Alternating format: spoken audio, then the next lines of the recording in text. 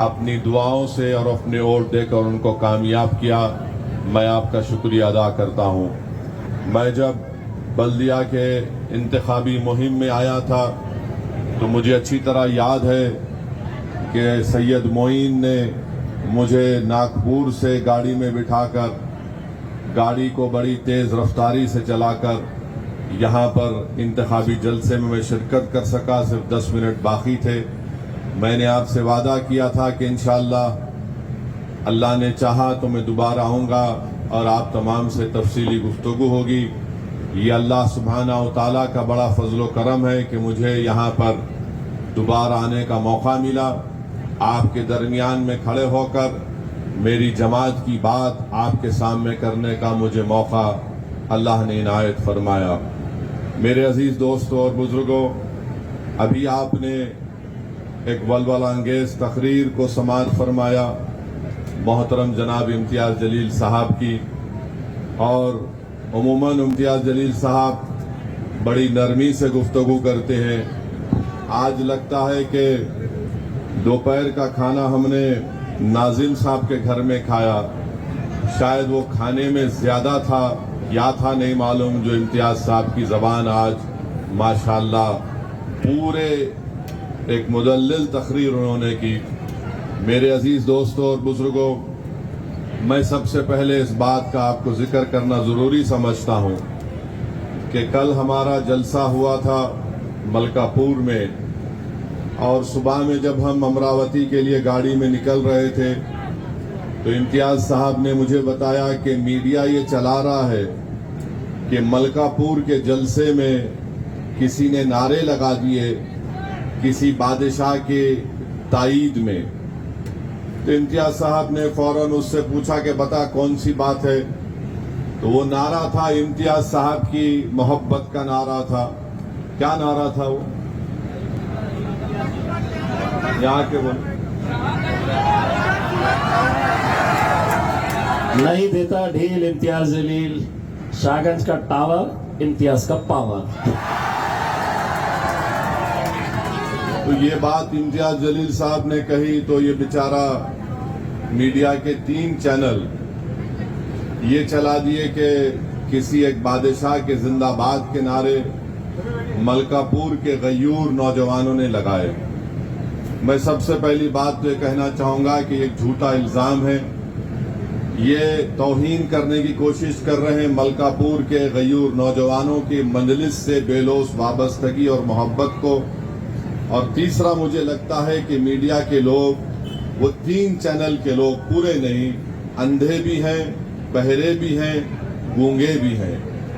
उनको कम से कम इस बात का नोटिस लेना चाहिए था कि क्या नारे लगाए जा रहे हैं। अगर आपको इम्तियाज़ जलील की ताईद में अगर कोई नारे लगाता है, अगर आपको पेट में दर्द हो रहा है, तो फिर आपको बोलना चाहिए था कि हमको इम्तियाज़ जलील का जो नारा लग रहा है, हमको पेट में दर्द हो रहा है, पेंचिश हो रही है, रात में नींद नहीं आई हमको।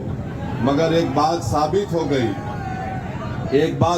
हो गई कि इम्तियाज़ जलील की ताईद में जो नारे लगे वो इम्तियाज़ जलील की इनफरादियत के लिए नहीं थे। वो मलकापुर के गयूर नौजवानों ने, बुजुर्गों ने इस बात को महसूस कर लिया कि बरसों के बाद आज महाराष्ट्र में मुसलमान, दलित और आदिवासियों का एक लीडर आया है, उसका नाम इम्तियाज़ जलील है। इसीलिए उनको बड़ी तकलीफ हो गई कि ये कौन आया है जो बरसों से जिस कौम को हमने दबा कर रखा था, जिसको हमने कुचल कर रखा था, आज औरंगाबाद के गरीब मजलूम मुसलमान, दलित और हमारे सेकुलर हिंदू भाइयों ने एक ऐसे आदमी को अपना एमपी बना के खड़ा कर दिया जो गरीबों की बात करता है, जो लाइन में आखिरी है उनको सामने लाने की बात करता है। तो इनको बड़ी जलन हुई और उन्होंने टीवी चैनल पर ये चला दिया।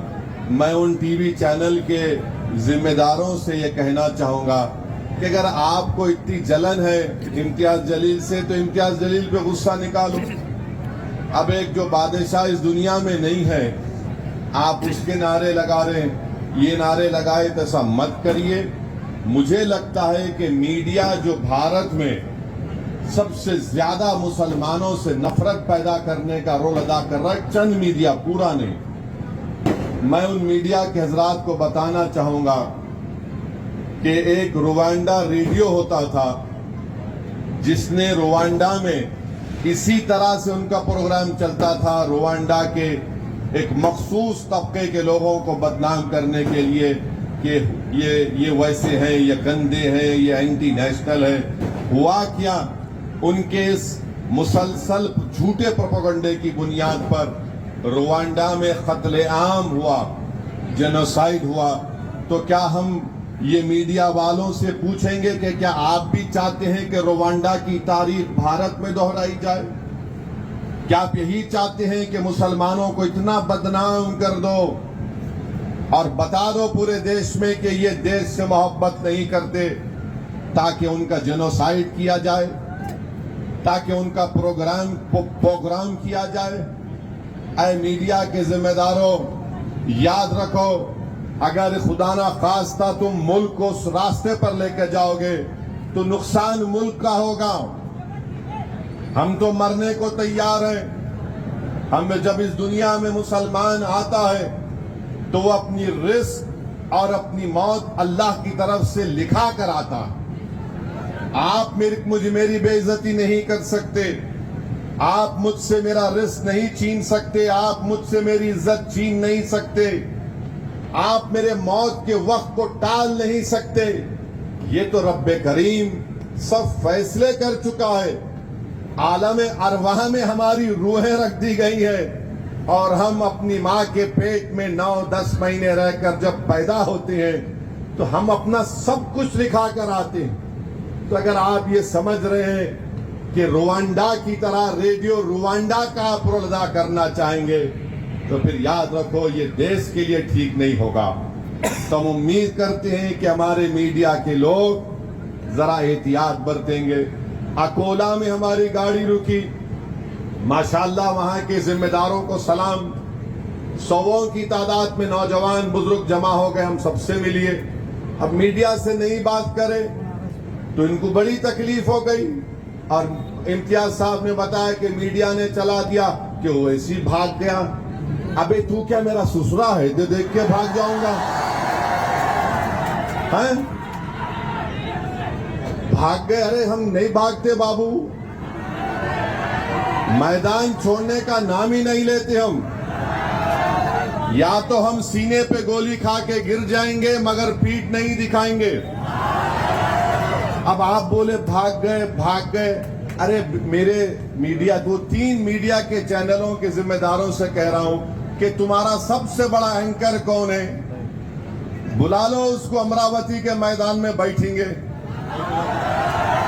अगर तीनों के 10 मिनट में नहीं भाग गए तो फिर मेरा नाम असदुद्दीन ओवैसी नहीं है। भाग गए। अरे तुम्हारे पप्पा से नहीं डर के नहीं भागते, तुमसे भागेंगे। भाग गए। अरे कहां भागते रे? एक बार आ गए तो जाने वाले नहीं है। जो भागने वाले थे भाग गए 75 साल पहले डर के। जो मरद थे ठहर गए, सुबह क़यामत तक ठहरेंगे, याद रखो इंशाअल्लाह। तो ये जरा कर्जा बाकी था, उसको अदा कर दिया।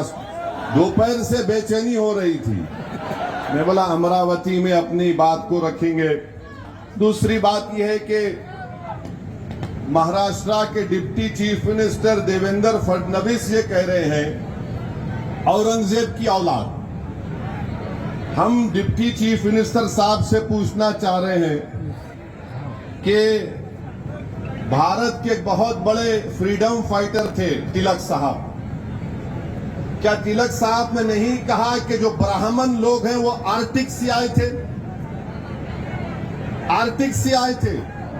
अब फडणवीस साहब आप भी ब्राह्मण हैं, अब आप बोलो उनकी बात सच है या आपकी बात सच है? तीसरी बात यह है कि फडणवीस साहब बोलते हैं कि औरंगजेब की औलाद। निशाना किस पर है हमको मालूम, मगर भारत कैसे बना मैं आपको बताता हूं। अभी ये भारत में जो लोग जमा हुए ना, पूरे 130 करोड़ की आबादी है भारत में, 33 करोड़ हो गए। हम तमाम लोग भारत के बाहर से आए सो है। कौन लोग हैं? हम 4 माइग्रेशन भारत में हुए। 4 लोग हजारों साल पहले भारत में आए। पहले ये कि 65,000 साल पहले फडणवीस साहब अफ्रीका से लोग भारत को आए थे। 65,000 साल पहले अफ्रीका से भारत को लोग आए। दूसरा जो माइग्रेशन हुआ ईरान से आए। तीसरा जो हुआ ईस्ट एशिया से आए यानी 2000 BCE में।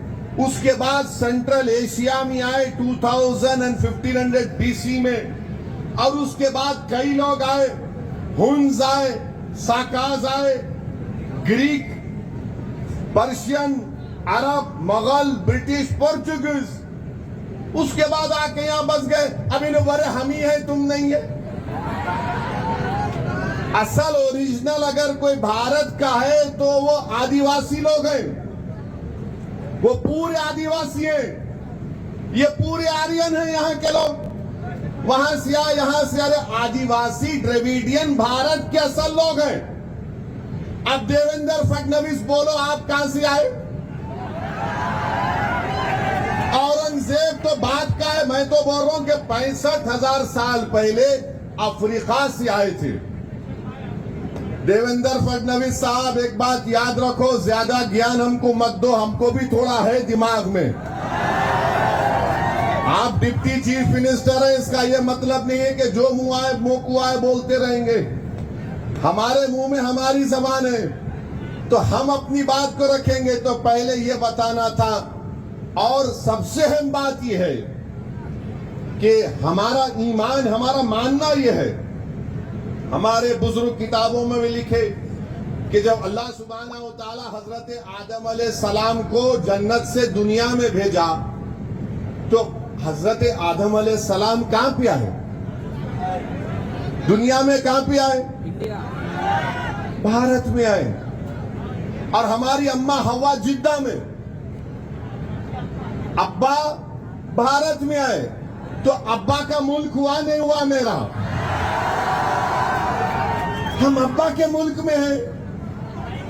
हम अब्बा के मुल्क में। आप बोल रहे उनकी औलाद, हम अब्बा आदम की औलाद हैं। ये हमारा मानना है। तो देवेंद्र फडणवीस साहब आप ये बार बार मत बोलो। फिर बोलते नहीं नहीं नहीं, मुसलमान को नहीं बोला मैं, मेरे को मालूम आप किसको बोले। आप शैतानों को बोले क्या? आप राक्षसों को बोले क्या? आप क्या गोडसे की औलाद को बोले क्या?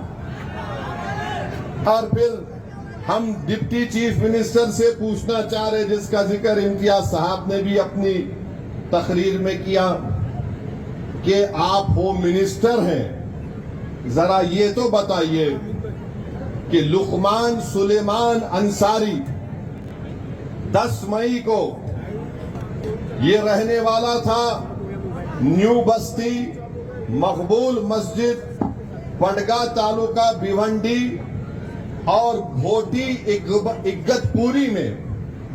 इसको पीट कर इसका कत्ल कर दिया गया।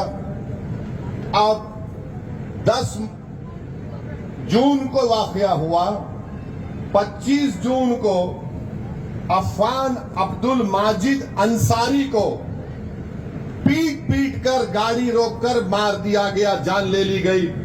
इसका एड्रेस है फडणवीस साहब, शायद आपको नहीं मालूम, आपको खाली मुगल हिस्ट्री मालूम।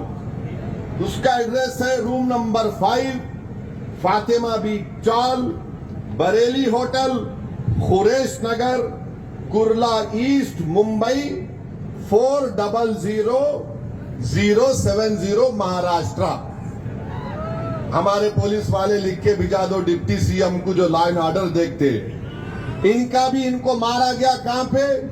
जहां पे लुकमान सुलेमान अंसारी को मारा गया था, खोटी इग्गतपुरा में।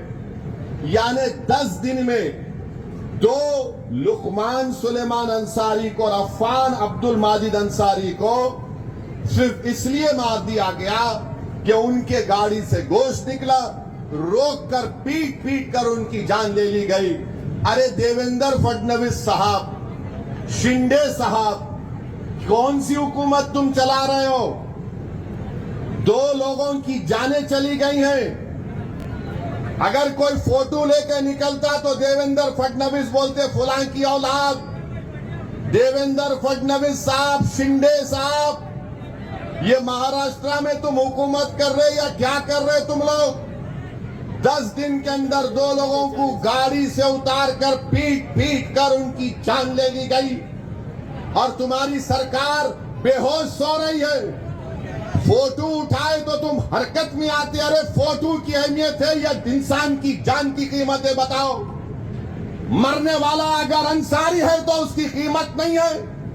भारत के प्रधानमंत्री मोदी बोलते पसमानदा मुसलमान, अरे ये दोनों अंसारी हैं। मरने वाला इंसान है मगर उसका नाम अंसारी है, तो ना शिंदे की जबान खुलती, ना फडणवीस की जबान खुलती, ना शरद पवार की जबान खुलती, किसी की जबान नहीं खुलती। खुलती कब है? जब चुनाव आ जाते हैं। मेरे अजीज दोस्तों और बुजुर्गों, हम कंडेम करते हैं ये 2 बच्चों का जो कत्ल हुआ है, लुकमान सुलेमान अंसारी का और अफान अब्दुल माजिद अंसारी का, घोटी इग्गतपुरा में। और नासिक की पुलिस तो माशाल्लाह, वाह वाह। मैं तो एसपी साहब आपको मुबारकबाद देता हूं कि आप एसपी हैं और यह कत्ल हो रहा है, और शायद आपको बीजेपी की सरकार इनाम दे देगी कि आपने बहुत अच्छा काम किया है। अरे क्या हो रहा है हमारे महाराष्ट्र में? गरीबों को गाड़ी से उतार कर पीट कर उनकी जान ले ली जा रही है।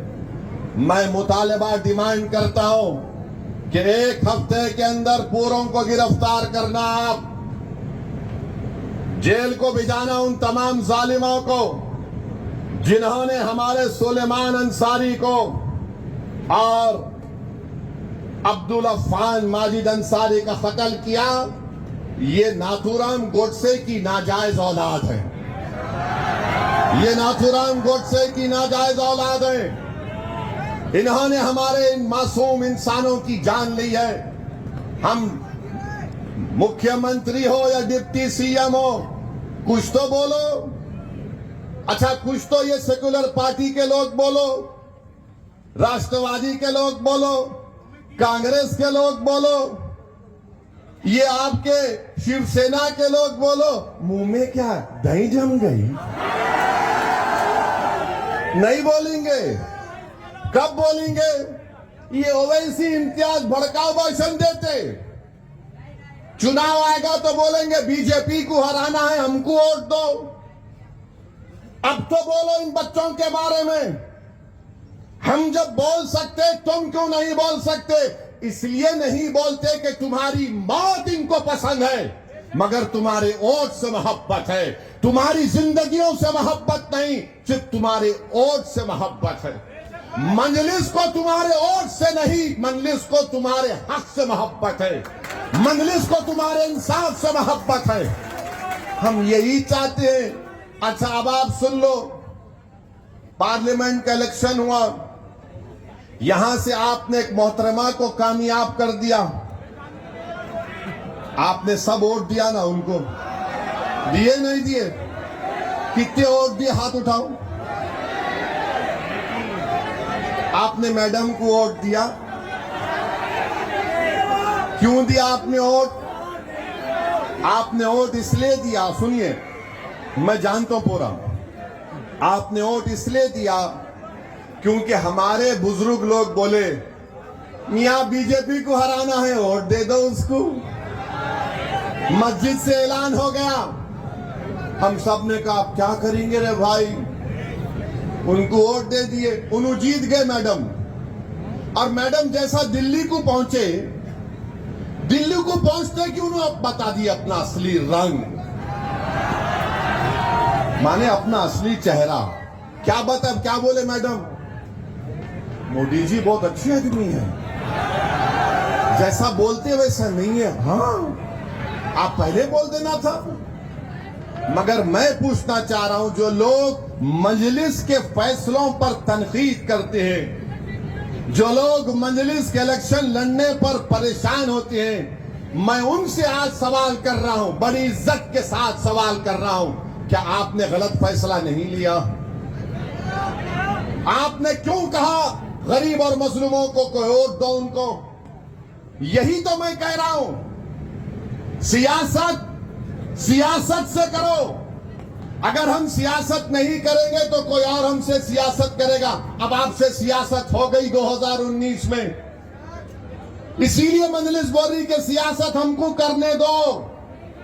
अगर जो लोग हमारे बड़े हैं, अगर वो सियासत करना चाह रहे हैं, आप आओ सियासत में, इलेक्शन लड़ो, मैं आपके बाजू पीछे खड़े होता हूं। आप करो सियासत, मगर सियासत इसको नहीं बोलते कि इलेक्शन से पहले मस्जिद में ऐलान कर दिए कि इसको वोट दो, और जिसको वोट दिया उसके बाद उन्होंने बीजेपी का साथ दे रहे, तो फिर अब कौन जिम्मेदार? अब तो ओवैसी को जिम्मेदार नहीं खड़ा कर सकते आप।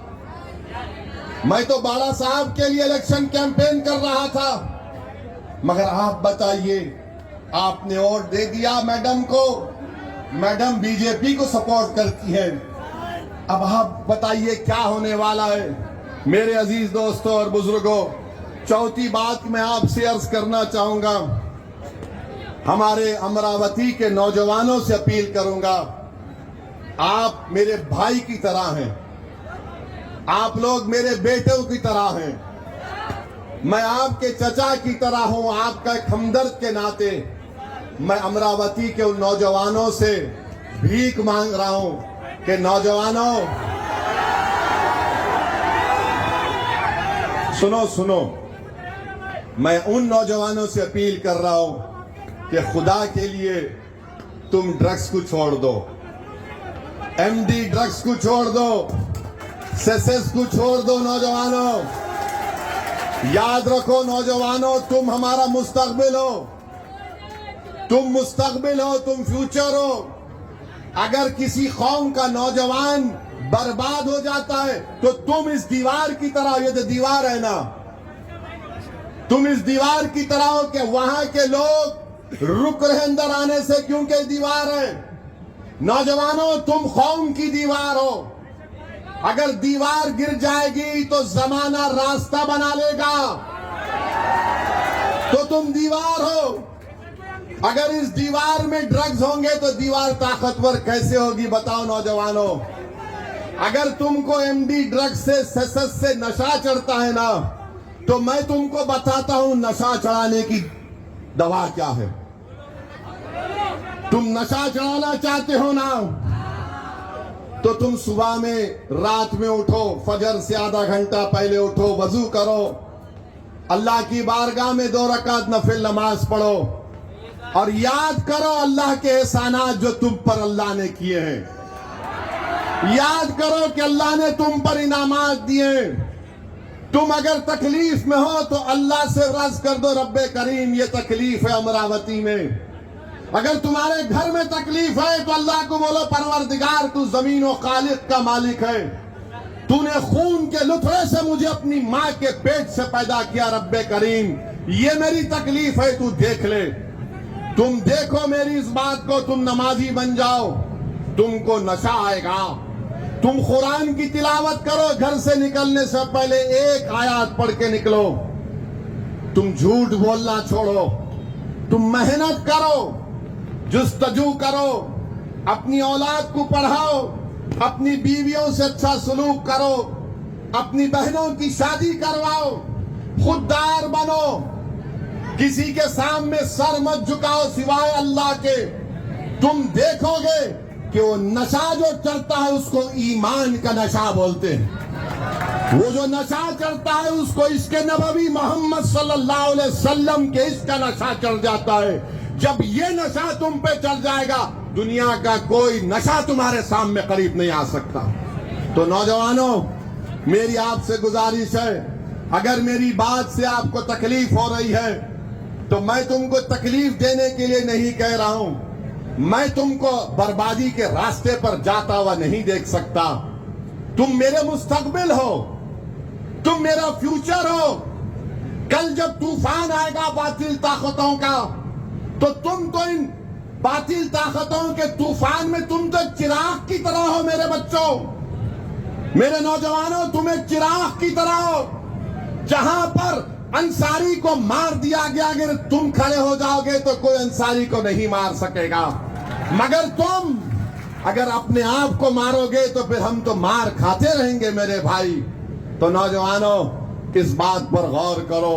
चौथी बात यह है कि अभी मैं आ रहा था रास्ते में तो मैंने देखा कि मीडिया ने रिपोर्ट किया कि भारत के फाइनेंस मिनिस्टर मोहतरमा ने एक बयान जारी किया और उन्होंने अमेरिका के साबिका सदर बराक ओबामा के उस बयान को तनकीद का निशाना बनाया कि बराक ओबामा ने इतने मुस्लिम ममालिक पर बमबारी की।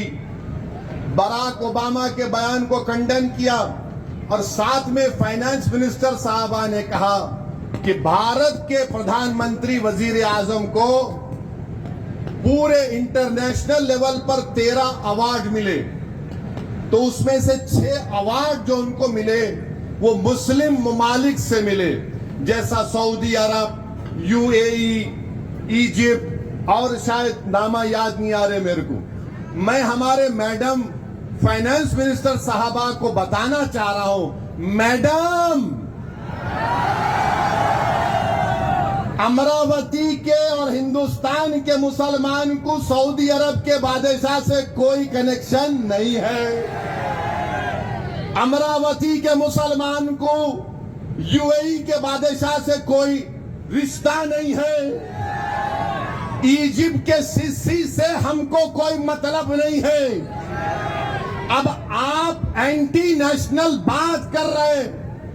भारत के 20 करोड़ मुसलमानों को ईरान के मुसलमानों से क्या करना, सऊदी अरब के मुसलमानों से, उनके बादशाह से क्या करना, यूएई के बादशाह से क्या करना, इजिप्ट के सरबराह से क्या मतलब, ईरान के वो आयतुल्लाह जो भी हैं लीडर, उनसे हमको क्या करना है। हम इंडियन मुस्लिम हैं, हम इंडियन मुस्लिम हैं।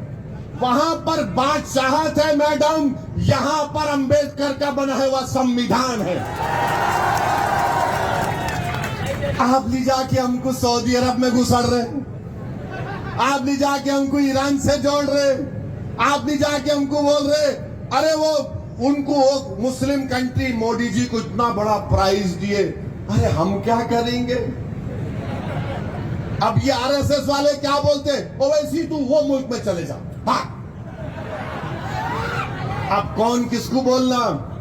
मैडम, भारत के मुसलमान जो हैं, हमने 1947 में ये फैसला ले लिया कि हम भारत में रहेंगे।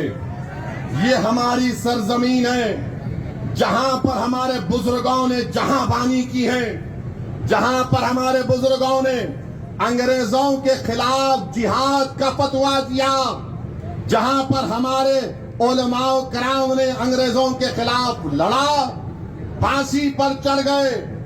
काला पानी में सबसे पहले अगर सजा काटने वाले का नाम कोई है तो मुसलमान है। हमने भारत को पसंद किया, ये हमारी सरजमीन है। मैडम, हमारी वफादारी की निशानियां भारत के कब्रिस्तानों में नजर आएंगी, उन ममालिक में नजर नहीं आएंगी आपको। मगर अब जब आपने ये बोली दिया, हम अपनी बात को पूरा करते हैं। बताओ फाइनेंस मिनिस्टर साहिबा, आपने माइनॉरिटीज का बजट 40% क्यों कम किया? जब मुसलमानों से मोहब्बत याद नहीं आई। आपने प्री मैट्रिक स्कॉलरशिप को रिस्ट्रिक्ट क्यों किया जब मुसलमानों से मोहब्बत याद नहीं आई? मौलाना आजाद फेलोशिप को बर्खास्त कर दिया। अब मुस्लिम बच्चे, अक़लियतों के बच्चे बच्चियां ना फेलोशिप कर सकेंगी ना पीएचडी कर सकेंगे जब मुसलमानों से मोहब्बत याद नहीं आई। मैडम, मदरसा मॉडर्नाइजेशन स्कीम में आपने 80 करोड़ रुपए कम कर दिए जब मुसलमानों से मोहब्बत याद नहीं आई। फाइनेंस मिनिस्टर साहिबा, आपको ओबामा के बयान पर तकलीफ हो गई। मैडम, ये तो बताओ लुकमान अंसारी को मारा गया, कुछ तो बोलते मैडम। अफान माजिद अंसारी को मारा गया, मैडम कुछ तो बोलते। अरे मैडम, आप तो महिला है। बिल्किस बानो का रेप करने वालों को आपने छोड़ दिया। कहां गई मुसलमानों से मोहब्बत, बताओ हमको। कहा नहीं, थालियां मारने के लिए नहीं कह रहा हूं, तुम्हारे दिलों को झुंझोड़ने के लिए कह रहा हूं। बताओ आप, आज मुल्क की फाइनेंस मिनिस्टर कहती है और देश के प्रधानमंत्री आज इजिप्ट की एक मस्जिद में गए। अच्छा दिखा मुझे भी। देश के प्रधानमंत्री, चलिए आप और मैं काशी की मस्जिद में जाते हैं, मैं आपके साथ आने को तैयार हूं। चलिए मोदी जी, हम भी काशी की मस्जिद को जाते हैं। अरे इजिप्ट की मस्जिद को जाएंगे तो चलो भारत की काशी की मस्जिद को चलो। मोदी जी, आप देश के प्रधानमंत्री हैं, आप इजिप्ट के नहीं भारत के प्रधानमंत्री हैं। वहां मस्जिद में चले गए तो चलिए काशी की मस्जिद को चलते हैं। और मैडम, आपको मुसलमानों से बड़ी मोहब्बत है ना, बड़ी मोहब्बत है ना, तो ये CAA का कानून आपने मजहब की बुनियाद पर क्यों बनाया, बताइए आप। बीजेपी के लोग बोलते नहीं नहीं मोदी जी, सबका साथ, सबका विकास, सबका विश्वास, सबका प्रयास करते हैं। तो हम उनसे पूछना चाहते हैं, क्या ये बात सच नहीं है मोदी जी?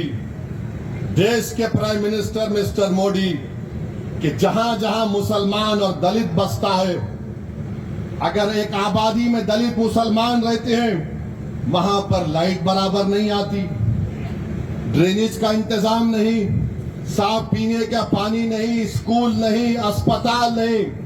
और जहां पर अपर कास्ट लोगों की आबादी है, उस अपर कास्ट लोगों के आबादी में जो बच्चे पढ़ते हैं अपर कास्ट के, वो 10वीं जमात तक पढ़ते हैं। और जहां पर दलित और मुसलमानों की मिक्स्ड आबादी है, वहां के बच्चे और बच्चियां सिर्फ 9th क्लास तक पढ़ती है।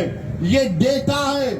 अगर कोई बोलेगा ओवैसी ऐसे ही कह रहा है, तो आओ बैठते हम लोग बात कर लेंगे। और हम मैडम और देश के प्रधानमंत्री से पूछना चाह रहे हैं, बीजेपी वाले बोल रहे कि आपको 6 मुस्लिम ममालिक से मोदी जी को बड़ा सिविलियन अवार्ड मिला है, तो फिर ये नुपुर शर्मा किस पार्टी की थी? किस पार्टी की थी जिसने हमारे रसूल मोहम्मद सल्लल्लाहु अलैहि वसल्लम की शान में गुस्ताखी करने की कोशिश की?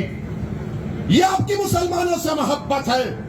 और याद रखो मेरी इस बात को, 1 महीने के अंदर उस मोहतरमा का पॉलिटिकल रिहेबिलिटेशन मोदी जी करने वाले हैं। वो दोबारा मंजर आम पर आएगी जो रसूलुल्लाह सल्लल्लाहु अलैहि वसल्लम की शान में गुस्ताखी करने की कोशिश करती है।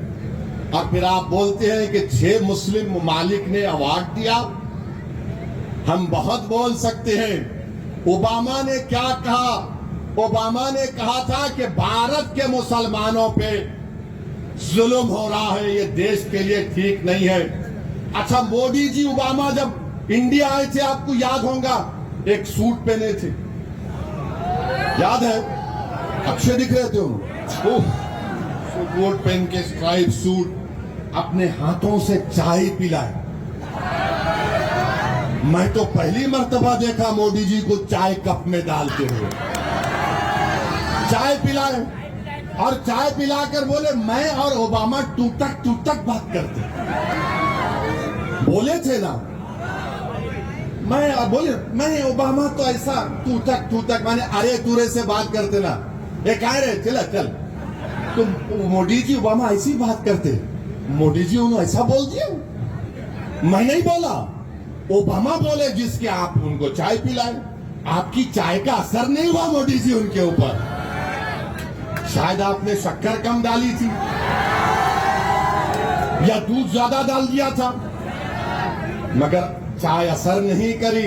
ओबामा ने यह कहा। अच्छा, मोदी जी ने अमेरिका में यह कह दिया कि इंडिया में डिस्क्रिमिनेशन नहीं करते। हम तो पूरी मिसालें दे रहे हैं आपको। आपकी सरकार है महाराष्ट्र में 2 अंसारी बच्चों को इगतपुरा में गाड़ी से उतार कर गोश्त की बुनियाद पर पीट पीट कर उनकी जान ले ली गई। महाराष्ट्र में बीजेपी की सरकार नहीं है तो किसकी सरकार है? मेरे अजीज दोस्तों और बुजुर्गों, इसीलिए हम आपसे अपील कर रहे हैं कि मजलिस इत्तेहादुल मुस्लिमीन को मजबूत करिए।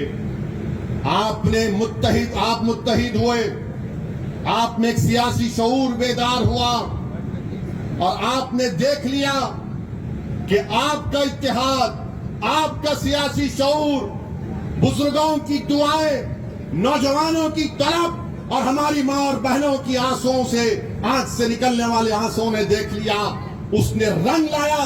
और जो महाराष्ट्र की सरजमीन पर गरीब तड़प रहा था एक लीडरशिप के लिए, उसको इम्तियाज जलील मिल गया, डॉक्टर गफ्फार कादरी मिल गया उसको। इनको अब पसंद नहीं आ रहा, इनकी आंखों में चुभ रहा ये कौन है?